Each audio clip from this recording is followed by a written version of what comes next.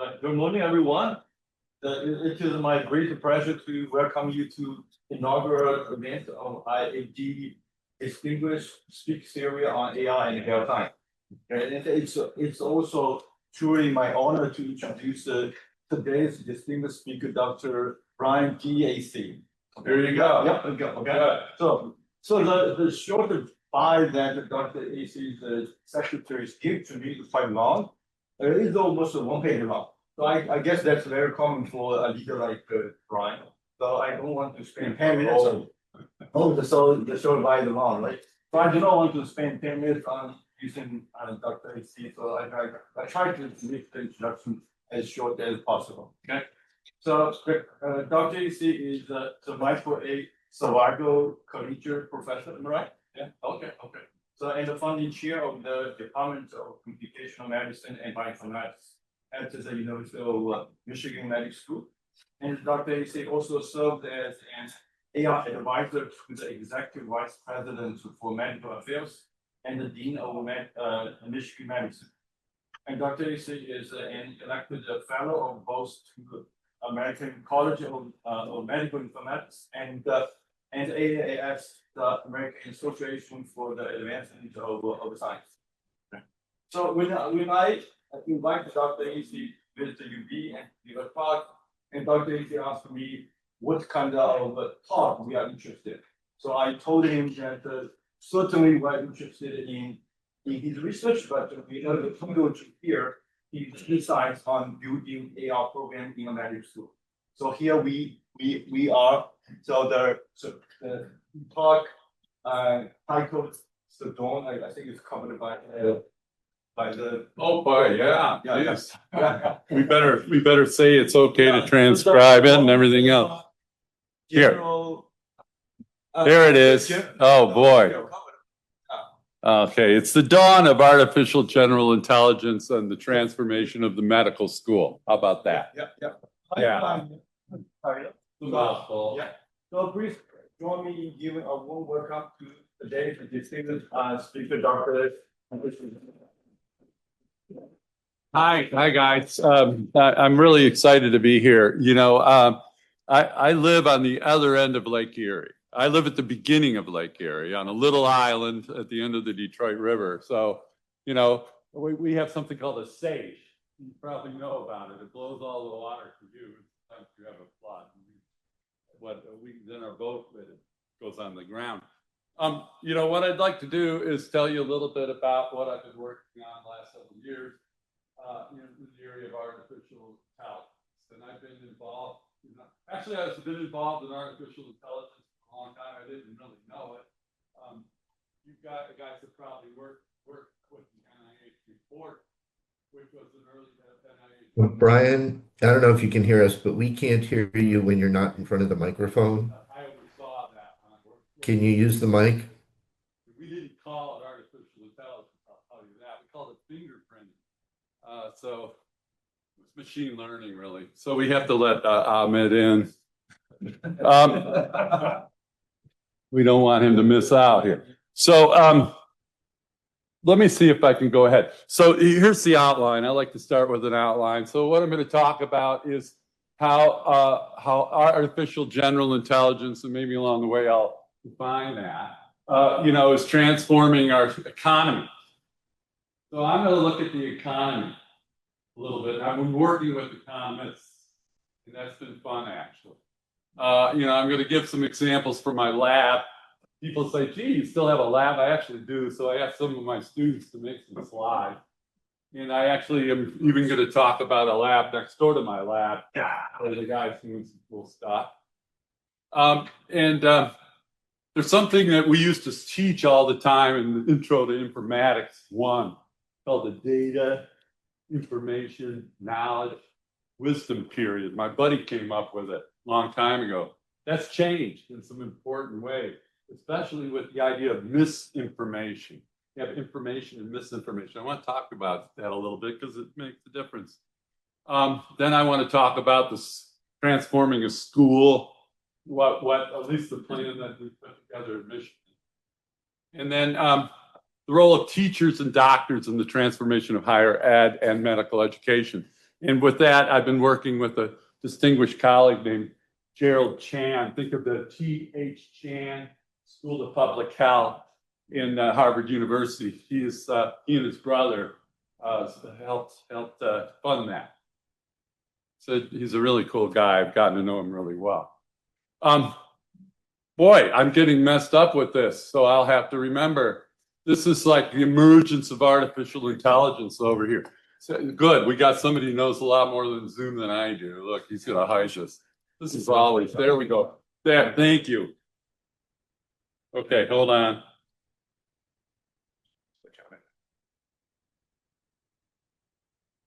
Okay, is that better? Yeah, it is. It's on. Okay, we need it. The Zoom guys can't hear anything. We got to let Matthew in. So anyway, fire is over here. When fire came out, it was a big deal. Made a difference for sure. And if you look along the way, the printing press, that kind of thing. Just think about steam engines, how it transformed, started the Industrial Revolution. The second industrial revolution. And then you had electricity over here. And then, many of us, it was funny because I asked my students in the class, I teach this grad course in AI, they were all born, after the internet. It's like they never experienced life without it. Some of us, Tim over here and I, we've experienced it. Okay. And then artificial intelligence. And so, it's transformation. It's transforming the way we work. AI is exceeding our capacity. Speak all these languages and translate and back and forth and stuff like this and do math. But it could also cause even a worse digital divide. It's a real problem. And, and the idea is, and we won't even get into robots, but, there's something called augmentation. From now on, we have to be augmented by this stuff. So I want to talk about that. Now, let's see. Well, now I'm having trouble. So maybe I can, I don't know why. All right. Hold on. There we go. I'll do this one. Okay. Take a look at this graph. I worked on this with an economist named Betsy Stevenson. You might have seen her on MSNBC. She's very good. And, the steam engine, there was something called the Engels pause. It took like 60 years for the steam engine to kind of transform life. It didn't happen overnight. Okay? Electricity, it was a little shorter time, about 30 years. They had to wire up New York, and this is a big deal. They had to build, the generators down at the Niagara Falls and this kind of thing. It took some time. Westinghouse, Tesla, Edison. They were General Electric. You guys are embedded in the history. Then personal computers and the internet. It transformed society, but it took about 15, 17 years. It took time. Artificial intelligence. How long is it going to take? Probably 3 to 5 years. That's the problem. So, that's not much time. I don't know why this is not working. But let's see. And, the software, AI is simpler in a way. Software is not physical. APIs are modular. Uses natural language. Peter Elkin's on the thing. He's a natural language guy. There's still some barriers, NVIDIA doesn't have enough chips, whatever. There's some barriers, but they will be eliminated quickly. Okay? And so here's kind of a history. The most important thing was the invention of the generative pre-trained transformer in 2017 with the attention is all you need paper. That did it. That is the most important thing, for the students, that's it. You can take that, put it in the bank. We won't get into how that works right now, but that, so then, if you look, from there, you're going to look at GPT-2, GPT 3.5, Chat GPT. Then you got into the reasoning models, 4.0 came out, little o, all this kind of stuff. Now we're talking about agents. We'll get into that. Okay, but look what's happening to the digital divide. Look what's happening to society along the way. So, if you go there, you could look at science too, and look at how that's transformed on the same timeline. I think you all know that AlphaFold was a big deal. What you don't know is that in my department, for 14 years, we won every team building competition that there ever was. A guy named Yang Zhang, who's now in National University of Singapore. He's a footnote, The DeepMind guys came and did it. They industrialized the process. It's very important, industrializing the process. It's going to happen again and again. And so along the way, all these different capabilities, this alpha geometry is cool, is kind of coming up, along the same timeline, all right? So the technology is increasing, the scientific capabilities are increasing along the way, and will continue to do so. It's too bad that everything doesn't work, but that's okay. Now, AI for the scientific discovery. Here's a list. Notice what I don't have on that list is prompt engineering. Where did that go? Well, guess what? You don't actually need to prompt the AI system anymore. You can in fact, I have a demonstration that I gave my leadership where I took a very highly complex graph from my laboratory, dropped it into, the reasoning model with, the Pro package. And it wrote the figure caption and it described it without a prompt. It writes its own prompt. And so along the way, these are the steps. And notice this step down here, orchestration. These are kind of the steps. What's orchestration? We all know what an orchestra leader is. It kind of leads the band, So as we move from kind of individual use to where the AI start to do the things themselves, and then you have agents, you have something called orchestration. So that's something to keep in mind, okay? On the way. So if you look at this, and this is kind of a graph that I'll leave you with.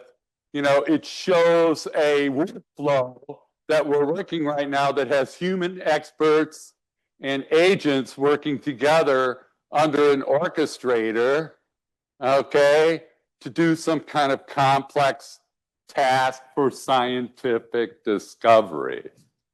So we're not talking about answering questions here. We're talking about making discoveries.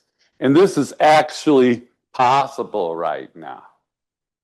So it's really quite a bit of a difference, in fact. Thanks, Jun-san. I really appreciate it. Okay. I never really gave this talk before, so I made it up over the last couple days. So it's working out okay. So I had a chance to sit with Rick Stevens last week. He's an old hippie, basically. I'm an old hippie. You wouldn't notice it. I've known him forever. He's at the Argonne Lab. He's probably the Bengali of artificial intelligence for the Department of Energy. I sat with the Los Alamos director and the director of AI and the Argonne guys in Los Alamos. It's kind of like old home week for me to go be meeting with those guys. I used to work for the government. And Rick came up with this in about a year. So remember I said it was going to take about 5 years? This is what Rick said to me last week. In about a year, AI can handle the majority of standard coding tasks. More about that in a minute. Assist in writing grant proposals, generate experimental designs, literary analysis, produce high-quality teaching materials, and it can write legal briefs. We all saw what happened on that one. You got to be careful. Okay. In 2 years, AI is likely to compose journal-quality research papers. I don't know if you saw Co-Scientist. I've been playing around that with Google. It's really pretty amazing. I got taught a whole thing on that. It was pretty amazing. And that would match or surpass doctoral students and early career faculty. 2 years.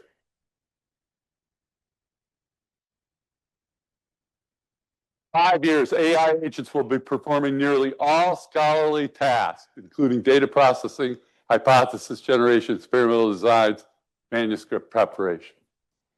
We'll be making fundamental discoveries. Challenging. Challenging? How university structured? Really? Challenging? It's gonna like sublimate it. Rick's not wrong about this. Okay? Pay attention to Rick. I do. All right, so here's I picked this I got this deck. I love this deck. I got a deck with like 400 slides in it out of this Wall Street thing that I've been looking at. So I pulled a couple. But you know, there's DeepMind with AlphaGo and you know, and soon after you know, AlphaFold over here. You know, here's the rise of GPT to ChatGPT to all these different platforms over here. Look at the 167 compound annual growth rate. We'll get into why that is in a minute. We will get into why that is in a minute. I just want to make you aware of it. It's always something when you see it, you know? When you see these things. That's what I'm trying to do.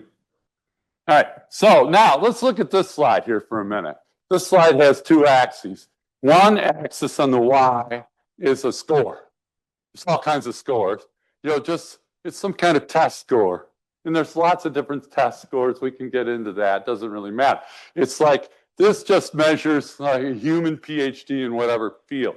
So last night I was at dinner with Peter Elkin, who's our chair over here in biomedical informatics. He says he's got a paper out that you know, he's got a bot that like passes the USMLE 1, 2, and 3 at kind of 95%. So think about it like this, you know, here is Gemini. In February of 2005, it reached a PhD level potential. And notice that like the cost per million tokens, and that's logarithmic, has gone down.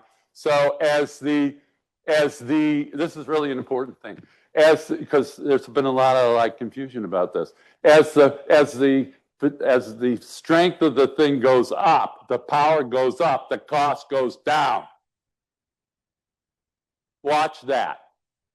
I'm going to talk about that now. All right, and this is this graph. Willie, he got here. He's like me. Thank you, Heather. This graph shows the emergence of artificial general intelligence. You get bots that are working at a PhD level. Well, what are you going to call it? Okay, that's a good name for it, right? It's real. Okay. All right. So now we're going to do this. We're going to look at this. Okay. I like this. I was glad. This is like, this is a website. This is the Norwegian IQ test over here. And this is like the IQ of all these different bots.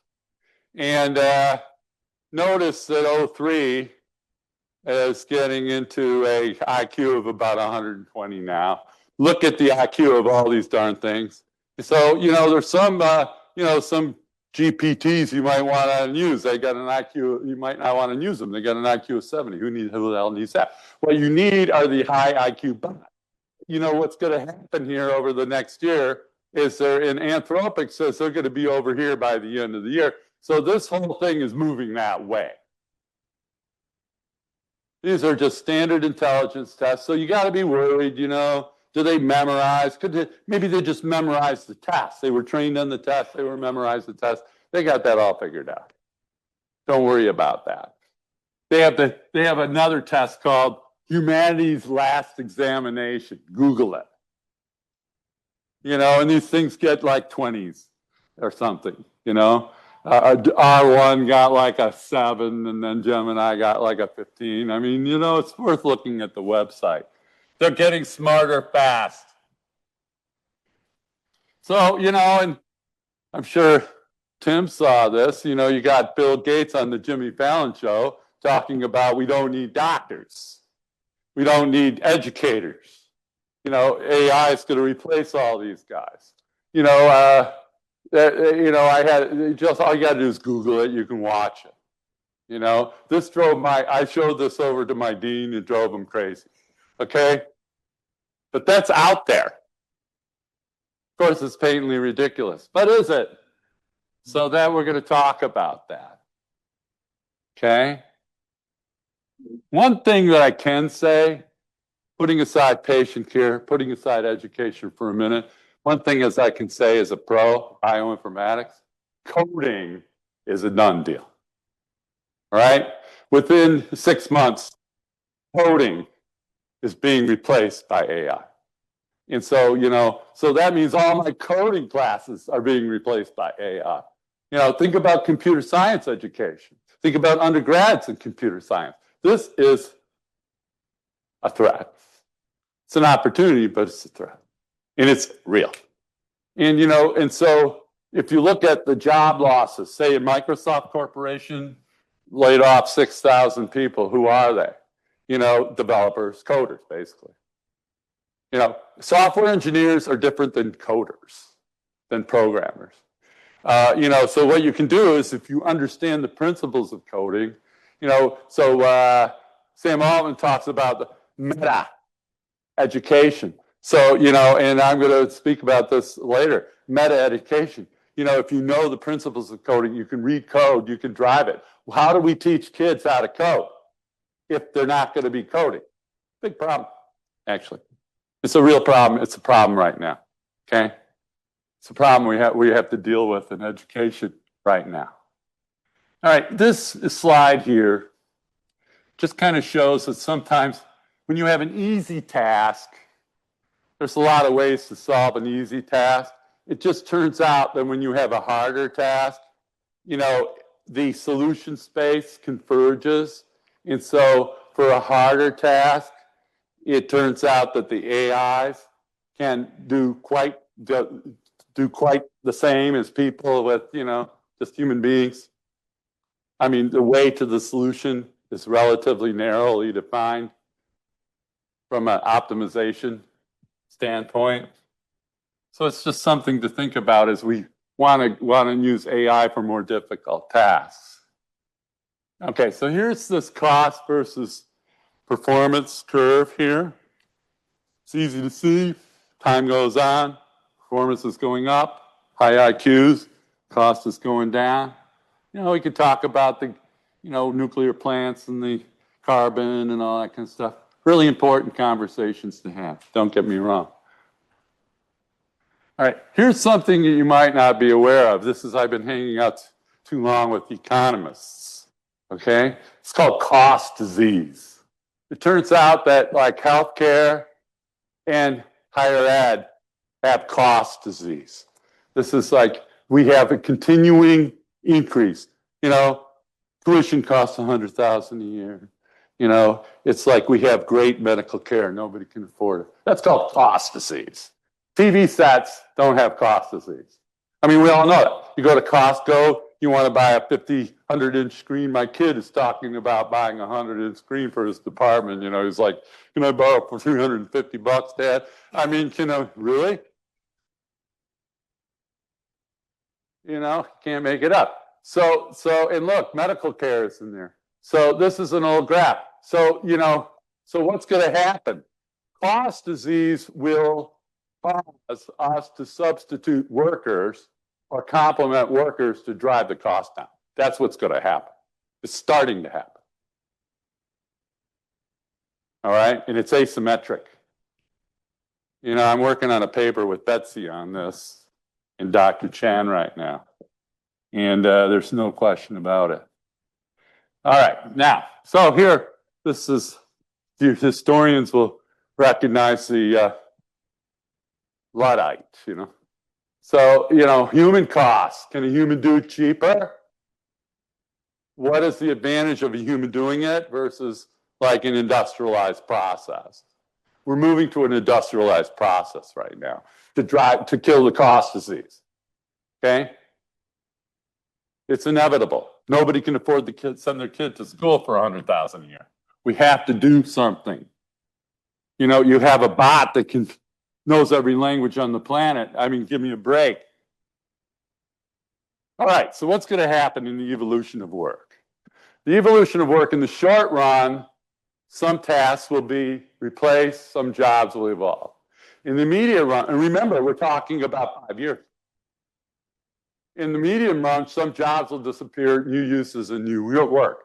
In the long run, and this is like, I put this together for a talk that I gave in Japan last week. It's like, you know, where we were worried about the hospital, we must up productivity and reduce costs while providing the best care, maintaining safety, and reducing burnout. That's a clinical statement there. But it's related to medical education, for sure. What's the difference about the labor market effects on AI? Unlike most advances in automation in the past, it is a machine of the mind affecting cognitive work. That is the difference. If you go back to that first slide, there were no machines. You know, the internet supplied information and knowledge cheaply. It didn't do cognitive work. We did the cognitive work. This does the cognitive work. So it's asymmetric from the point of view of a creative destruction perspective. Okay? Now, here's something here. This is a little bit more advanced economic thinking here called the J curve of productivity. And I picked this off of Substack, Paul Krugman's, about a month ago, and I used it in my lectures. But, you know, when you hang out with the economics professors, they know all about it. I mean, this is nothing too new. What is the J curve? Basically, and you're going to see a picture of it in a minute, you have to put energy into a system like when we re-engineered the health information technology environment, put the server rooms in, put the EMRs in. You know, we were putting in a lot of like investment before we saw a return on the investment. And then all of a sudden, the productivity jumped. So let me just show you, you know, so it happened before. In that Solo's paradox, he was Schumpeter's student, actually. He won the Nobel Prize, and he looked at the J curve for the internet and won the Nobel Prize for this. And so there's the J curve picture over here. So what's going to happen is we make the investments now in AI and we won't see anything. But if we don't make the investments, we will be crushed. And the problem is we're not making, in the medical area, we're not making the investments. Somebody else is making the investments. That's the problem. These things don't lie. This is just econ. Okay? All right, so if you take a look at the data, what you will see is some jobs will, you know, over like half of the stuff will go away. Some jobs like a restaurant or cleaning service or something like this, AI is not going to affect very much. But here's healthcare, kind of in the middle. And so the easy kind of thing that will happen, and we'll see this in administrative systems, we'll see it, Tim, with clinical trials matching, we'll see it in all kinds of things. Basic scientists need to be really worried about this. I mean, there's different manifestations of this, okay? Still working on this. But you see where I'm going with this. And so here's the end of this section here, okay? The end of the section is this, that, you know, over time, you had all these things that happened, and look at the economy. Here's the thing, the economy will continue to grow. The GDP will go up. The economy will grow as we kill the cost disease and we replace people with AI. That's what's going to happen. Okay?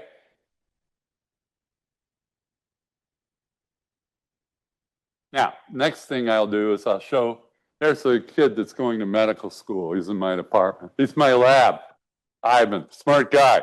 I mean, I looked at, you like this, I looked at his resume, and he's got like, you know, 3/4 A, and the rest A pluses. I told Ron I could hire him. You know, it was a good hire. So I said, so let's write a paper together, Ivan. So what did we do? We decided that we wanted to look at electronic health records with like open source LLM. So, you know, the old model is your EMR is here, you send it over to like OpenAI, they steal your personal health information. It's a disaster. You don't want that. How about if you took the data, kept it in the system, wrote a script, analyzed it on your computer that has a GPU, and did it locally? Is that possible? Okay, that's really the nut of it, right there. So the answer is, it is. So what we did was we built a scalable system, you know, in the lab. There's like one laptop, and there's a little lab machine. This is the machine room in down the street at the University of Michigan. There's a firewall. Then if we need to, we can go over to like, you know, Gemini or something like that, and then distill information back down to make our LLM better. But we don't move any data around. You know what? It works. It works really good. So what you can do is you can download your records. You know, forget that. You know, that's just details. You know, you download your records. So you've got structured and unstructured records in your EMR, including the social determinants of health, all that. You have a local LLM, you write a Python script. You know, you structure it into something called JSON that allows you to make a table. You make a plot. Okay? And so that's what we did. And look at this. Hey, it's an infectious disease thing of all things. This is an infectious disease. So we download the data on a patient, and over time we can look at his lab value, look at viral load. We can look like what some of the morbidities and comorbidities. Then we can see the medications all up on the nice graph. All done on a laptop.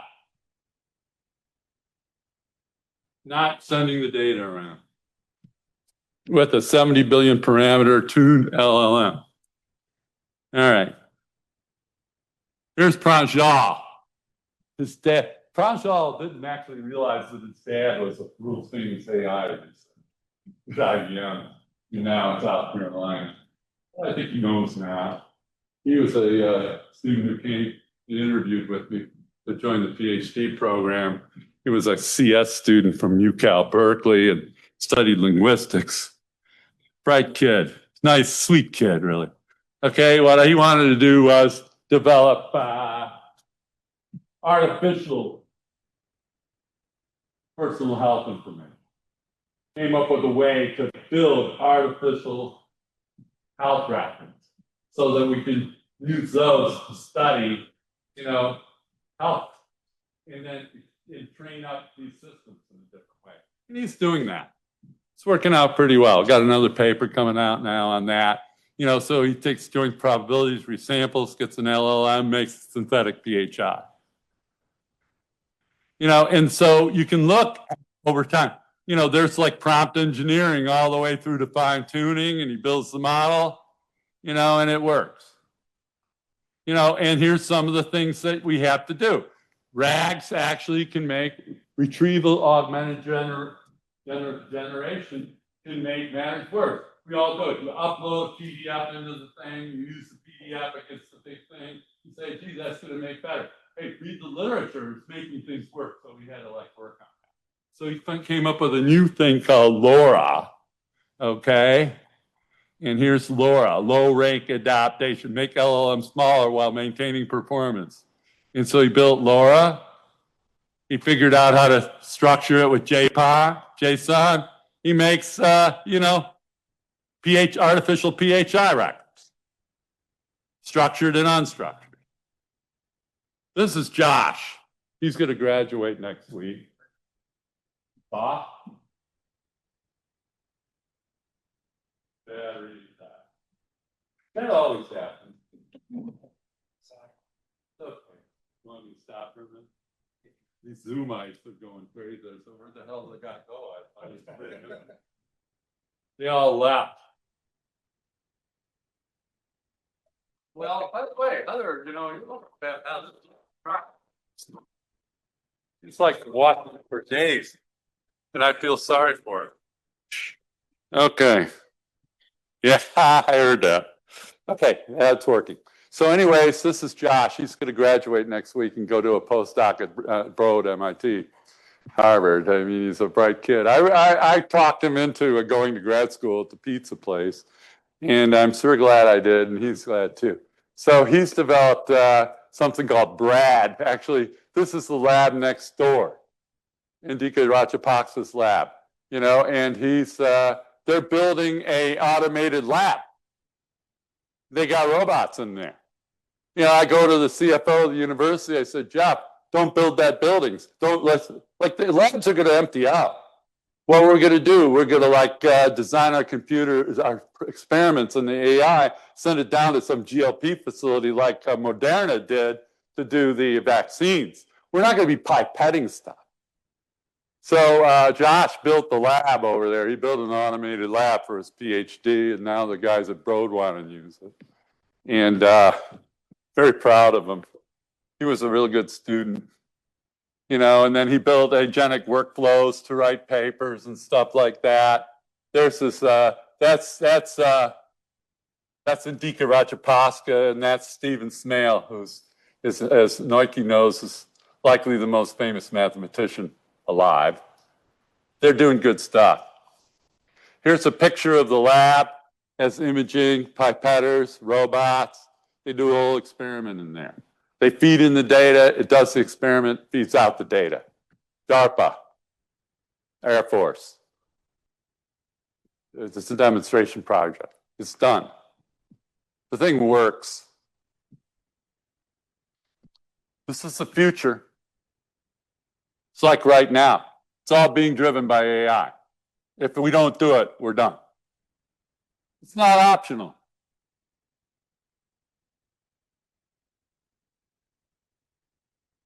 Notice these digital twins are popping up. Maybe we'll talk about it.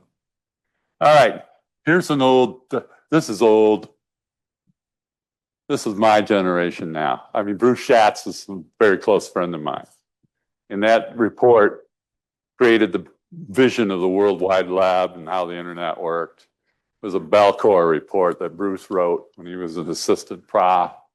And when I was assistant prof, you know, I taught this in my class. And he said, well, you got data, then you have information, then you have knowledge, and then there's something called wisdom. Well, you know, interestingly, this has stood the test of time. But, you know, there's a little bit of trouble with this. So let me tell you what the trouble is, okay? It relates to artificial intelligence. Notice that this is the beginning of the internet here. So that's the last, third industrial revolution. All right, this is like history book time. That is Claude Shannon, okay, who invented information theory, all right? And he worked at the Bell Labs, okay? And he came up with a system that actually is very similar to what we have now. You have encoders, you have information, then you have you encode it. And then there's a channel, there's noise in the channel, and then you decode it. Encoder, decoder, transmission, reception. What's that? GPT. Encoder, decoder, generative Peking transformer. That's kind of interesting.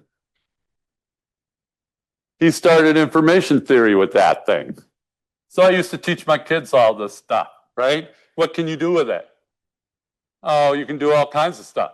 You can calculate the amount of entropy in the DNA sequence. This is classic bioinformatics here, okay?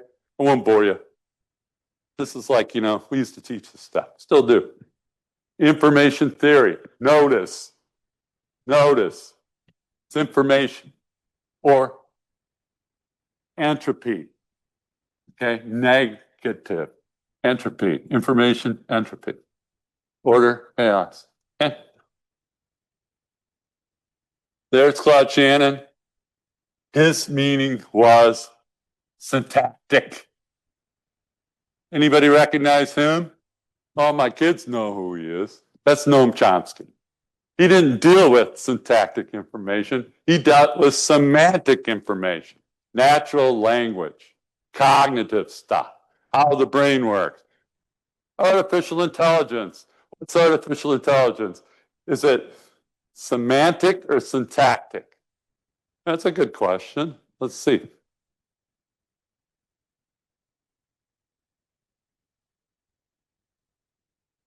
All right.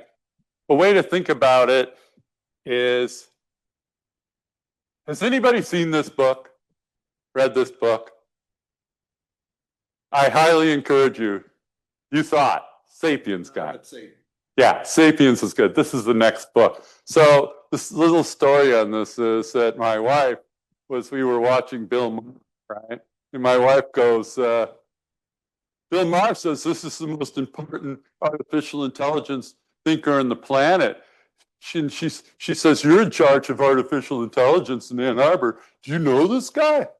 Well, what were you going to do? Lie? I tried. Okay. But the truth is I didn't really know. So I got the books and I read them. Okay. And then I actually talked to the guy. Okay. This is really important stuff. You know, and what you learn is there's like a naive view of information and there's a less naive. What he tells about, what he actually describes in the book is information doesn't have to be the truth. Information can be a lie. All right? Information is about telling a story, a narrative. Like there's narratives going on right now. Okay? A lot of people believe it. Look at Fox News or look at this or look at MSNBC. There's lots of different narratives around. Okay? They are like constructs of information that kind of tell a story. So let's think about this for a second. All right?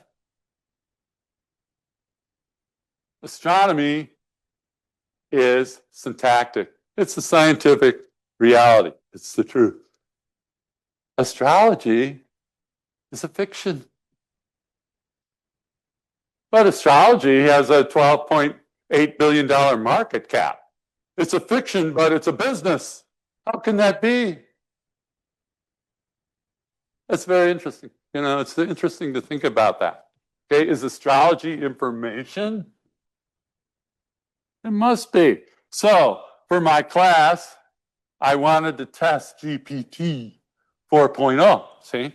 So I says, I am a Libra. What is my horoscope? What should I buy? No, GPT gives me my horoscope. No problem.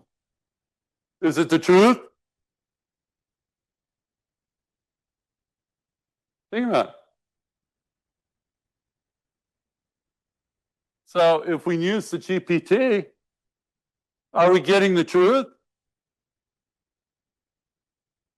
So if we go from information to knowledge, like what are we getting? It's worth thinking about it. So here's the naive view according to Harari. Information goes to truth, wisdom, and power. Notice there's no knowledge. Information goes to truth, wisdom. Data, information, knowledge, wisdom. Where's knowledge? Information, wisdom. What's wisdom? Information. But more complete historical view of information could go to truth or it could go to order. Now, you might not think what's happening in Los Angeles is order, but it was created by information. Leads to power. It can lead to wisdom, but it can also lead to power. That's what happened to the data, information, knowledge, wisdom pyramid. And Harari is responsible for teaching us this. Okay? So, now information. Information, and so this is Marcus Buehler, who's a real thought leader. I encourage you to look at his work. So, you know, you can go to information to a knowledge graph. Information is who, what, where, when, questions. Knowledge is so, you know, if you're thinking medicine or something like that, you can get to how. I'm pretty confident of that. All right? The question is, can you get to wisdom. Now, when I did this lecture the first time in my class, I was pretty convinced that, the smart guy sits between knowledge and wisdom, and it took wisdom was human. But now, according to Bueller, talking to him, he thinks that in fact, models can learn to form a graph, and they can be rewarded if the graph works well, and more reward if the graph's generalized well. And if you look at this pathway to discovery, from information to knowledge to wisdom, discovery is wisdom, according to Bueller. And that's the holy grail for what we need to do on that graph down below. Something to think about. Okay. All right. Now, we were on this at the University of Michigan early. You notice Karthik, who was our chair, I was the medical chair. We wrote a report at Michigan right in the beginning. And one of the things I was glad about is we said we need to encourage the responsible use of AI in the classroom and not use it. It's not just stochastic parrot, it's not plagiarism. You can use it to do plagiarism, but what we need to do is use it effectively. We said a lot of other things too. I thought it was a good early effort. And we also launched a generative AI platform for everybody so that people would have access to it, so we would lower the digital divide. So that was good. Yesterday, I got a text from your buddy Ryan Mills at dinner, and he tells me Ohio State has said that everybody in Ohio State is now asked to use artificial intelligence. So something has happened. We're moving from don't use it to everybody's got to use it. It's happening. So I went on the website and looked around last night. All right, this is a task force. This is a medical school thing. I won't dwell on it long. I'll leave the slides. But for each of our missions, research, teaching, administrative, the infrastructure that supports it, putting aside the clinical mission for this talk, it's medical school right now, but clinical, we can give that talk, okay? In fact, I want to show you something. This is the potential, okay? Here are the roadblocks. God knows we've got roadblocks. Where's June Song? I was trying to help our buddy over here. There are roadblocks, there's roadblocks. We all know about roadblocks, okay, for sure. There's pressure, budgets. We all know that. We were talking about the one Epic and all the money that we're throwing down on that thing. Data compliance stuff, up the walls with the new regulations, DOG ball data, the DOD, the NIST standards, the NIH things. Most research systems are completely out of compliance right now. I'll tell you that one, okay? That's like my real job, is to tell, I talk in the IA and compliance and IT every day of the week. Lucky. Workforce readiness, are we ready for this? Right. We're not ready. And then, of course, ethics, bias, hallucinations, lying, misinformation, fakes. All right, so we need somebody, here's your little thing. You got to pull it up to the highest level and deal with it. It's not an option. We got to invest in it. If we don't, we're toast. We've got to have training for our workforce and our learners. We've got to do some pilots. We got to make sure that they're equitable, including, Tim, telling our patients and our participants what's it all about, as we show them the benefits of a research match system or something like that. Okay, and then we got to every month. And I'll show you why. We got to rethink the damn thing because it's changing every day of the week. All right, so here's my yin and yang. My boss loves this thing. So it's These are the components. So on the medical school side, I just showed you the story. On the hospitals, clinics, and the translation and the patient care side, including clinical research, including community engagement, it's over on the right. Okay? There's a whole nother talk on that. We could go through that. And then all the stuff down below that makes it, driven by the policy, the ethics, the safety, the evaluation, the outcomes, and the engagement. It's actually, I don't know, if somebody sees something missing, let me know. I don't know. I wrote it in a hurry. But, you know, I think it's pretty good. So anyways, now, a bridge. We use ambient. Okay, down in the clinics. You're using this down there. We've got 500 seats now. We're in a pilot phase. Ambient. So how does that work? You know, you record the interaction between the physician, the caregiver, and the patient.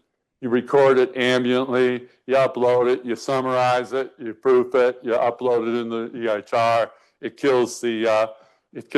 It's not the pajama work killer, that's the in basket. This is the morning work, okay? And look at what's happened. You know, in 5 months, it grew from like 50 million to 117 million. You know, they put it into Kaiser. One app. It's going everywhere. I'll tell you what, I go into an elevator and they thank me for putting it in. I mean, thank you, doctor, thank you. I mean, it's unbelievable. You know, it says, see you down there, it saved my marriage. I've heard that. So it does help. Now, the last part of this is like this talk that I've been having with Dr. Chan. And he gave a lecture, which there's a link, you just Google it. He gave a lecture when they opened up the Data Science Institute at UC Berkeley to revisit the thinking of Clark Kerr, who was the chancellor of the University of California system back in the day, and then he went to Princeton. He's probably the most famous university president, you know, in the 50s and 60s, okay?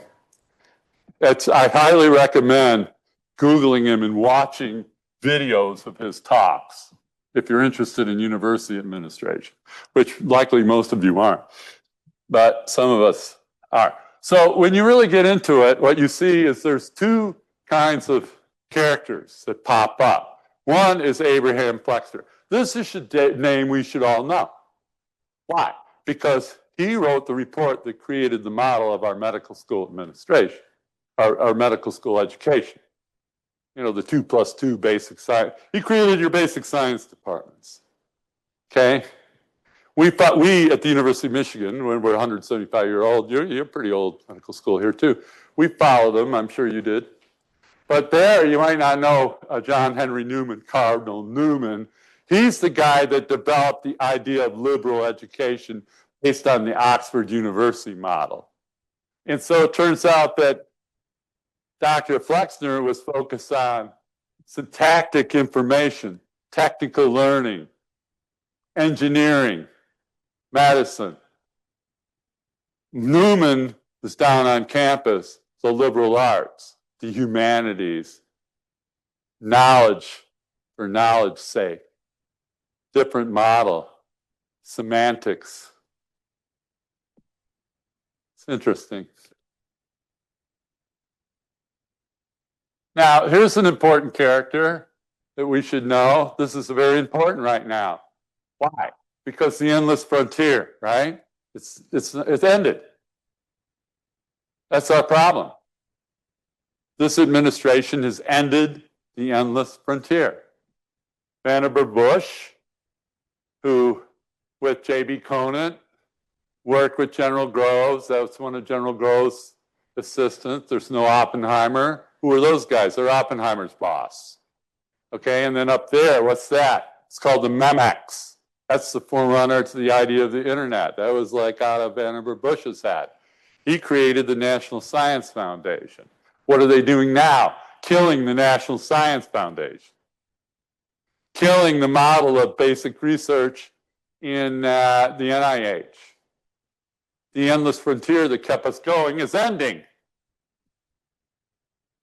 All right, I haven't talked about that much. So you have AI coming in and the endless frontier ending. That's the world that we're in right now, okay? It's unfortunate, and we need to talk about that openly with our young people. All right, but let me show you this. Forgive my crummy little arrows. That's what you do when it's like 12 midnight and you're like, don't know how to run the arrow. You got to call Sarah, but it's too late. It's like, yeah, but look at it. The business share of research is going up. The federal share of research is going down. In 2020, it was only 20%. Now it's going to be 10. That's called Doge. And look at Google's budget. Google's annual research budget is the old budget of the NIH before the cuts of 40%. And actually, that's an old number. Google's budget R&D is going to be about 60 billion. So research is moving to companies, and they're providing products.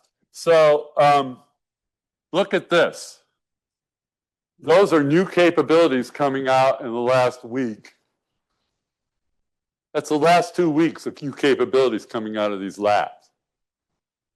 I don't know if you know this, but at final exam time, Google, OpenAI, and Anthropic sent out free prescriptions to every student, undergraduate student in the United States till 2026. They're all using it. Our professors aren't using it. They use it every day. They're getting flooded.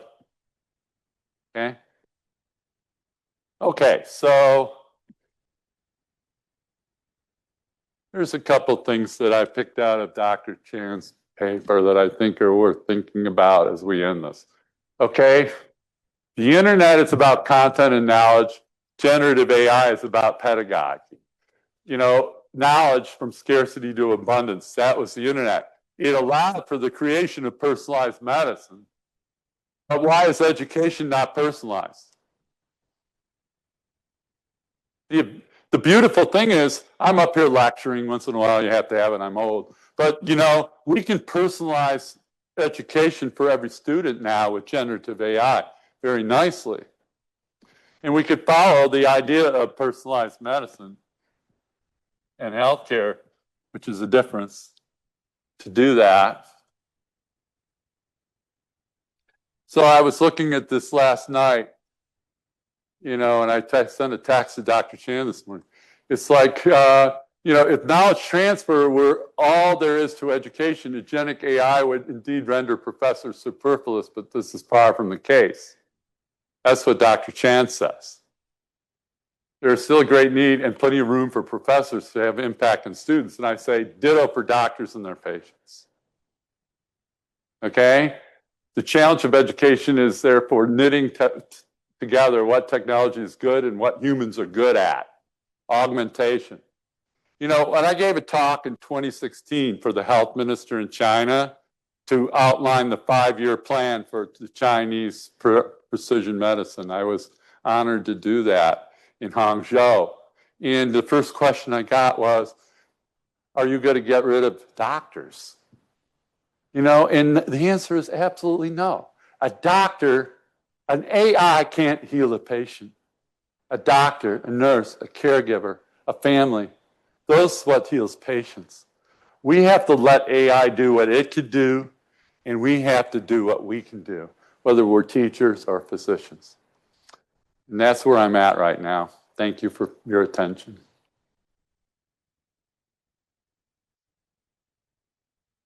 Okay, thanks. Wow, thanks, Dr. Athey, for the very insightful and inspiring talk. Any questions? Yeah, go ahead. Yeah. It's amazing what AI can do. I'm old enough in my far enough along in my career, I wouldn't mind being replaced. I appreciate your last comment. AI can't treat a patient. You know, you're going to have to have somebody involved, although I don't know if it's going to require as much training as we go through now. But my question is, so let me just give you a clinical scenario. I'm a neuromuscular medicine neurologist, and I actually was playing around with AI a couple weeks ago in clinic. There's hundreds of different muscular dystrophies, seeing a patient with a limb girdle pattern. And I was playing with an AI tool I had read about that was supposed to be good for healthcare. It's amazing how many different ones there are. You said how many? It's a problem. Thousands upon thousands. Anyway, and it was amazing on pulling out, say, the limb girdles that had a certain weakness, because this patient had hip adductor weakness. And, you know, I know the main three that do that, but it pulled up 7 or 8 different ones. Great. But then when I asked it, what is the best approach to make the diagnosis? And it came up with a series of different things, but I know what the answer is, the very next step that I'm going to take. It can't do that. It said gene testing is the best approach, but which specific gene testing approach? It gave me whole exome sequencing, whole genome sequencing, gene panels. The correct answer actually in today's world is to do a gene panel. We can actually get them for free. I couldn't get it to spit that out. We will it spit that out because then replacing the entire diagnostic channeling of patients may be AI. Yeah, thank you for asking that. And, you know, and there's a lot of embedded in that. And you see, this is like my concept was someone like you is sitting between the knowledge and the wisdom, you know, part of the pyramid. And, you know, Tim and I were talking about physicians who are doing this and that, but not doing a physical exam. I mean, you know, there's, I believe that the answer is likely tied up in your comment, which is an important comment, is that there are like, you know, hundreds of these darn platforms. And, you know, so I came from Detroit. So think about the early days of cars. There was like hundreds of cars, you know, and there's not hundreds of cars now, you know, and, you know, what's going to happen is that some will make it, most won't. And that, you know, it's going to be partnerships with us and the clinics. It's basically going to be the folks that are going to be helping figure out what's worth doing and what's not. What I am struggling with is how to provide those access to those platforms to my docs in a safe and secure way, you know, with the limitations that they have. And, you know, and with the, you know, risk of leaking PHI and other things into the systems. Yeah, thank you. But is this something that you think in 5, like the predictions on one of your slides? Is this a 5-year thing? No, you know, I really think it's a generational thing. I think, you know, it's interesting what Gates said, you know, and Gates has been wrong. I mean, you know, on this, and the classic story is that, you know, the OpenAI they went over to his house for dinner, and then they said, we want to show you GPT-3. They showed it to him. They showed it to Mundi, you know, the CTO over there. And Gates said, hey, you know, this is pretty cool, you know, but, you know, when it can pass the AP biology exam, bring it back. You know, Gates thought it was going to take 3.5 years. It took 3 months. You know, and what we're seeing is that predictions that, you know, this is going to take 5 or 10 years was taking like 1 year. They're dumping so much into it. So my guess is it's likely going to be, you know, I think within 10 years, this will all be done. Yeah. I think that's safe. Yeah. Dr. Athey, may I ask a question? The predictions, it seems like information is the key. So do you see the future being companies like the open source of anything is going to disappear? Like the coding AIs work because everyone shares their code in GitHub. The internet is open largely. Publishers, you know, newspapers have been open basically. So whoever owns the information is going to control how good those models work. So what is the future less open? Is got a pretty good handle on that, don't they? But it's very interesting to look at the open source thing, because if you look at DeepSeek R1 or QWEN 2.5 or the Alibaba system or Tencent system or all the Chinese systems, what do they have in common? They're all open source. The only open source system that we have right now on the state side is Llama. And that was leaked by mistake. I mean, they didn't want to like that open source. That was a friggin' mistake. But they say that Sam Altman does say that there'll be an open source open AI model in September. And I feel the solution is we're going to have to move to open source, because ultimately the solution to this problem with what is your name again? Gil. What Gil was saying was that basically, how long is it going to take? I mean, what it's going to be is like some clinic training up some Llama 4.2, like I did with that kid on the laptop, through a knowledge distillation process and a LoRa training process. It's not going to be some industrial strength deal. It's going to be some privately tuned open source LLM that's going to solve the problem. Yeah. Thanks for an amazing and thought-provoking talk. I mean, I love LLMs. I use them a lot.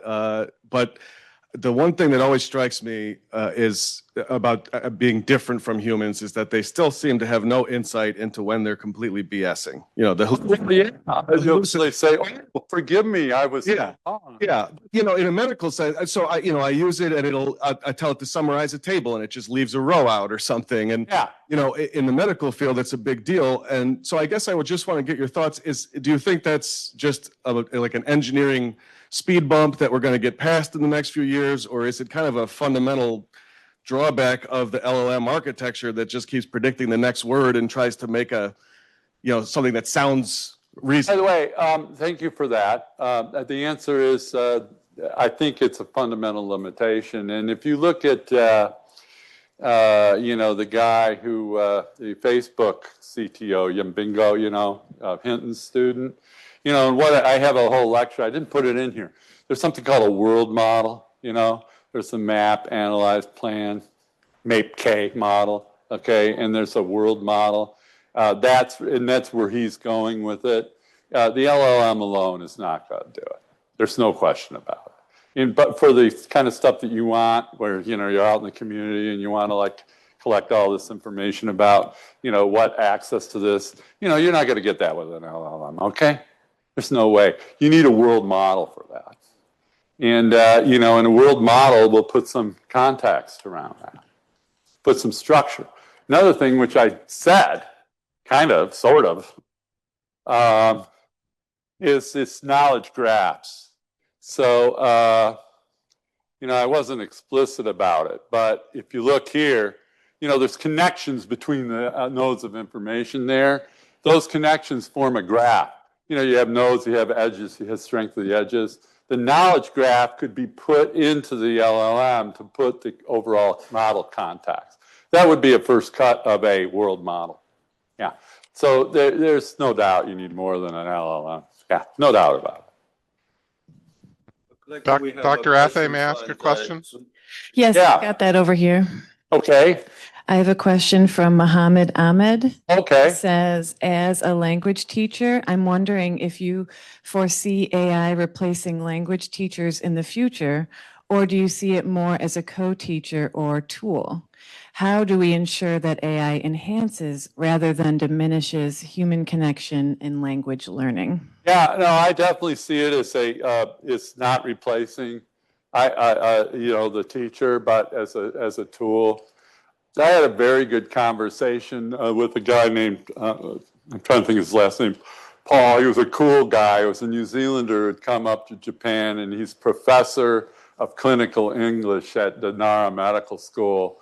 And they have to teach these guys English. And we had a good session about all that and actually set up a little bot together while I was there.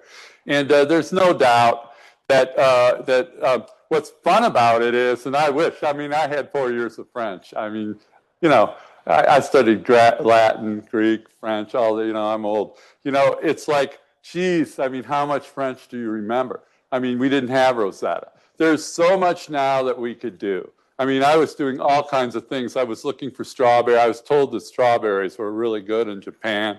So I was talking to Google Translate, and Google Translate was talking to the lady at the market, and it was absolutely great.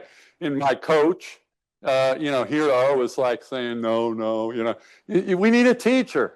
We need teachers. We're not going to replace everything with these guys, but we have to Here's the problem. It's a problem. We have to learn how to coexist with this stuff. You know, and that's different than when I grew up. There was no internet. There was no personal computer. I mean, you know, I was a high school student. We had a terminal, you know, and it went to the mainframe, right? Time sharing.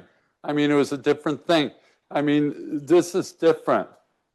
You know, the revolution, and we all know it, right? You know what it is. It's in your pocket. You know, this has more power than the mainframes I used to use in graduate school. Okay? In I don't know, 1995, something like that.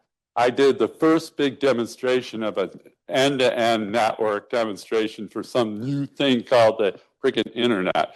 I sent a file, one file from Ann Arbor, no, from Pittsburgh Supercomputing Center through the Merritt site in Ann Arbor down to Sunnyvale, California, to the NASA Ames Research Center in a competition, White House competition.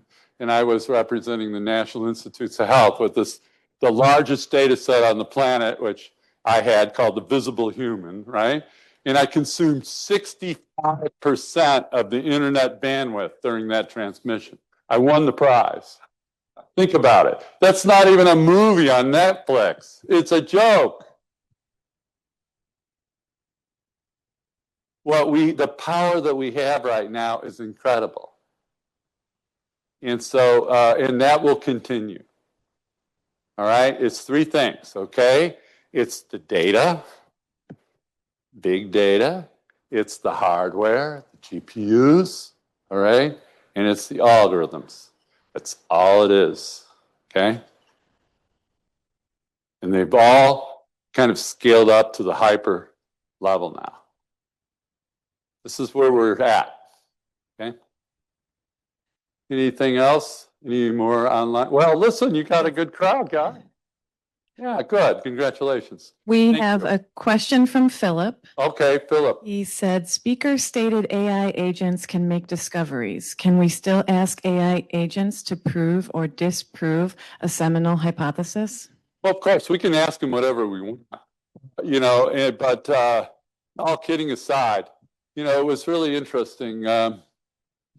You know, for example, it was terrible at math, you know, it was just terrible at math. And then Wolfram Alpha really, you know, helped that along. And then now it's getting way better. There's something, here's something to think about. And I should have put, damn it, I wanted to show this slide. So there's this great paper called Glimmers of Artificial Intelligence, published by the Glimmers of Artificial General Intelligence, that was published by the, and you might know this paper, no, it was published by the Microsoft Research Group in the early days, right before the release of GPT 3.5. They had their hands on it for a month before it was released, so they killed themselves. And there's this unicorn thing, I have it in my class. But you know, this is actually something that's very important to know, and it's scary, okay?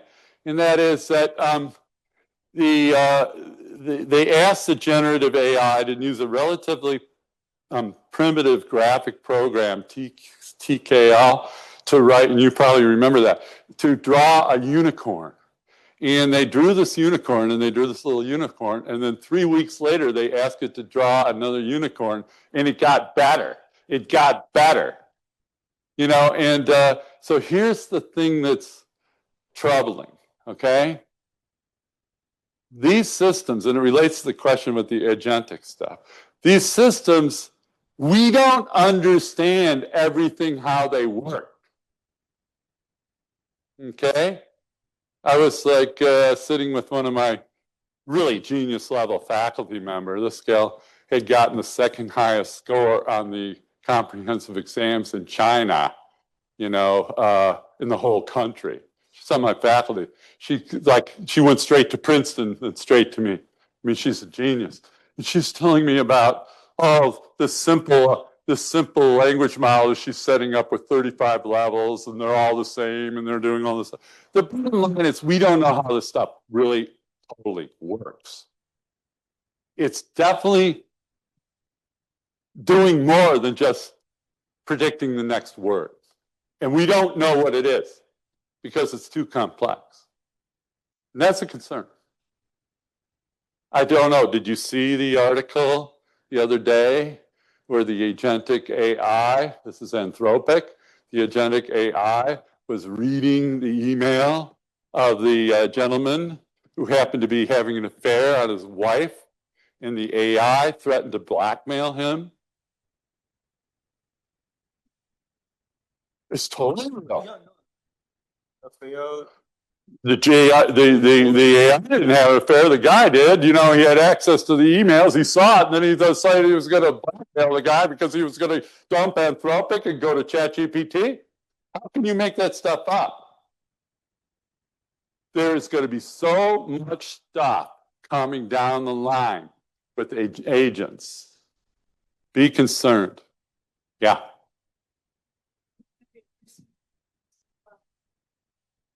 My understanding is AI assumes or rather hallucinates whenever it doesn't have information. Oh, that's a fact. The AI aims to please. If it doesn't have the answer, it's going to give you any answer. And then you're going to say, well, that's patently wrong. And have you tried that? You say, this is wrong. And the AI says, oh, yeah, you tried it. The AI says, oh, I'm so sorry. Here's the right answer. By giving it the code or telling it you cannot hallucinate. Well, you know, it's this is where the world models are really going to help. The world models and the grounding. We thought that our ags were going to do it, but they, it turns out when we looked at their properties, they didn't really work as well as we thought. But I believe the world models and embedding knowledge network and, you know, kind of bounding it by an expert system will solve the problem. We'll get rid of them. So Brian, I think we have to All stop right. here. I think otherwise the conversation can go on forever. Oh, that's okay. Heather, is there? I'm sorry, there's just one more question from online. You This tell is the last question, yes. This is from Peter. He said, how should we be training our students to prepare them for the marketplace that they will face with AI replacing or making more efficient a large number of jobs? Well, you know, hi, Peter. And, you know, Peter's an old friend of mine. Yeah, it's a great question. And, you know, first of all, and, you know, this going back to the Ohio State slide to a certain degree, it's our responsibility as educators to lean in and show what responsible use looks like. The students always come up to me, right? They come up to me and they say, gee, you know, how can I prevent AI from stealing my job? They say this every time after every lecture. They were very nervous about that. So you probably can guess, Peter, what I say. It's like AI will not steal your job. A human using AI will steal your job. So if we don't teach them how to use it, we're doomed. So the challenge for all of us as teachers and as learners is to embrace it and learn how to use it right. And you know what? Faculty come up to me and they say, doctor, you know, these IT guys come up to me, you know, and I could really do it, but I'm so busy. I am so busy. I need release time. Could you buy a day a week out for me so I can learn how to use AI? The answer is no. Nobody's buying a day a week out for me. I mean, it's like we don't have a choice. That's the problem. So the thing is that we just have to start to try to use it. You want to know something? It's fun, actually. It's not hard to do, and it's fun. So it's our responsibility to put the platforms down there, safe and secure, and learn how to do it and teach our kids how to do it, because what they're doing is they're teaching us how not to do it. Okay, that's enough.